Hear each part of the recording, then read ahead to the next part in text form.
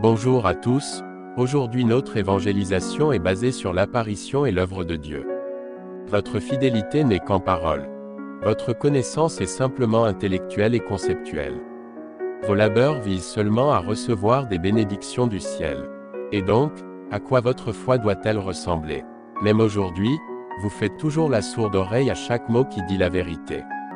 Vous ne savez pas ce qu'est Dieu, vous ne savez pas ce qu'est Christ, vous ne savez pas comment craindre l'Éternel, vous ne savez pas comment entrer dans l'œuvre du Saint-Esprit. Et vous ne savez pas comment distinguer l'œuvre de Dieu lui-même et les supercheries de l'homme. Tu ne sais que condamner toute parole de vérité que Dieu exprime, qui ne se conforme pas à ta pensée. Où est ton humilité? Où est ton obéissance? Où est ta fidélité? Où est ton désir de chercher la vérité? Où est ta révérence pour Dieu?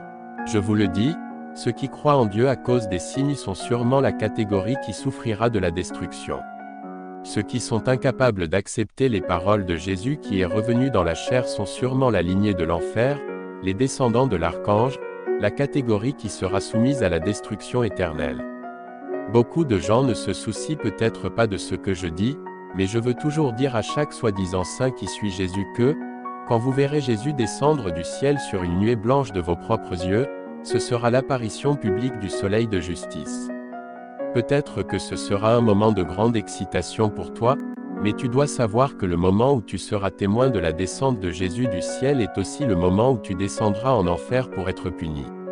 Ce sera l'annonce de la fin du plan de gestion de Dieu et ce sera quand Dieu récompensera le bien et punira les méchants. Car le jugement de Dieu aura pris fin avant que l'homme ne voie des signes, quand il n'y aura que l'expression de la vérité. Ceux qui acceptent la vérité et ne cherchent pas des signes, et donc ont été purifiés, iront devant le trône de Dieu et entreront dans les bras du Créateur.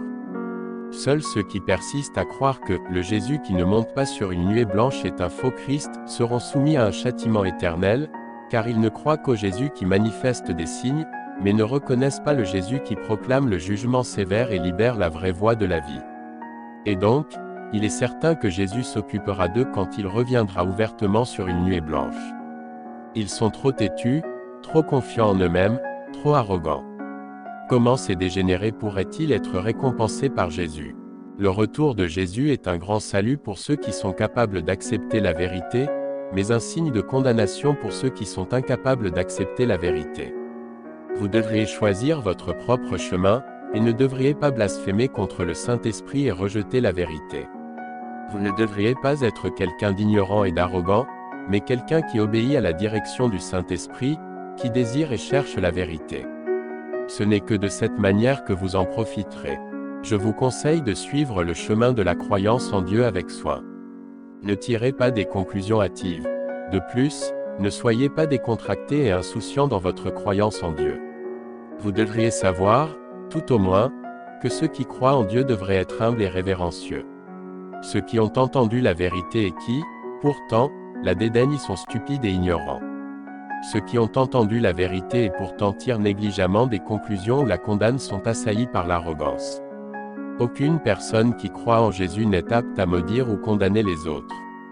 Vous devriez tous être des personnes qui sont rationnelles et qui acceptent la vérité.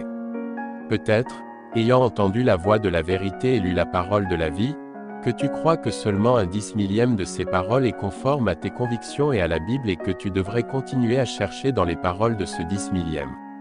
Je te conseille encore d'être humble, de ne pas être trop confiant et de ne pas t'exalter trop hautement. Avec ton cœur qui ne vaut qu'une si petite révérence à Dieu, tu recevras une lumière plus vive. Si tu examines attentivement et que tu réfléchis constamment à ces paroles, tu comprendras si elles sont ou non la vérité et si oui ou non elles sont la vie. Peut-être, ayant seulement lu quelques phrases, que certaines personnes vont aveuglément condamner ces paroles, disant « Ce n'est rien de plus qu'un éclairage du Saint-Esprit » ou « C'est un faux Christ venu pour tromper les gens ». Ceux qui disent de telles choses sont aveuglés par l'ignorance. Tu comprends trop peu de l'œuvre et de la sagesse de Dieu, et je te conseille de recommencer à zéro. Vous ne devez pas aveuglément condamner les paroles exprimées par Dieu à cause de l'apparition de faux Christ au cours des derniers jours et ne pas être quelqu'un qui blasphème contre le Saint-Esprit parce que vous craignez d'être trompé. Ne serait-ce pas vraiment dommage, si, après un examen approfondi, tu crois toujours que ces paroles ne sont pas la vérité, ne sont pas le chemin, et ne sont pas l'expression de Dieu, alors tu seras finalement puni et sans bénédiction. Si tu ne peux pas accepter une telle vérité dite si ouvertement et si clairement, alors n'es-tu pas impropre au salut de Dieu? N'es-tu pas quelqu'un qui n'est pas assez chanceux pour se présenter à nouveau devant le trône de Dieu? Pensez-y, ne sois pas imprudent et impétueux et ne prends pas la croyance en Dieu pour un jeu. Pense au bien de ta destination, de tes perspectives, de ta vie et ne joue pas avec toi-même. Peux-tu accepter ces paroles? Si vous avez aimé cette vidéo, n'oubliez pas de la partager avec vos amis et votre famille. Abonnez-vous à notre chaîne YouTube pour obtenir plus de vidéos sur l'Évangile, témoignages vivants et la prière.